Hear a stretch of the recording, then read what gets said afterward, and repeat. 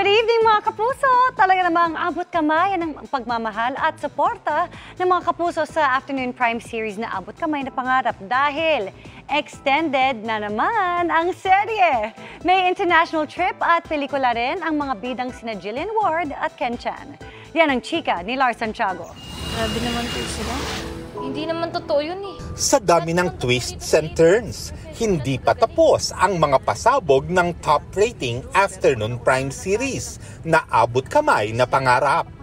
Dahil ang good news, extended ang series na aabutin na ng mahigit 2 taon. Sina Jillian Ward at Ken Chan, tuwang-tuwa dahil matagal pa raw magkakasama-sama silang mga bumubuo ng cast. For 2 years po, grabe yung suporta ng mga tao. And more than that po, masaya ako kasi lahat po kami may trabaho. I'm so happy and sobrang blessed po naming lahat. Sobrang swerte ko po talaga, Tito Lar, bilang special participation. Ngayon lang nangyari sa buhay ko na tumagal beyond 1 year.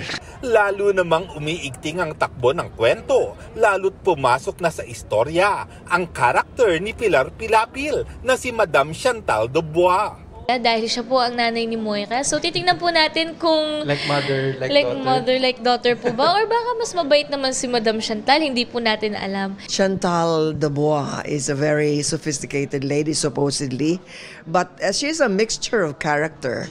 Samantala, lalo pang excited sina Jillian at Ken dahil tuloy na ang show nila sa Tokyo, Japan sa September. Kasama nila ang iba pang Sparkle Stars tulad nina Julian San Jose at Raver Cruz, pati sina Ruru Madrid at Bianca Umali. Sobrang excited po ako kasi gustong-gusto ko sa Japan. Excited na po ako na mag-outfit ulit doon. At saka excited siya na punin yung isang maleta niya ng facial mask ulit. Nag-enjoy tayo sa Japan. Baka pwede naman magpa-carry on naman ako sa'yo. Oo naman. Dadaling ko isang maleta ko, walang laman yon, puro beauty products mo lang.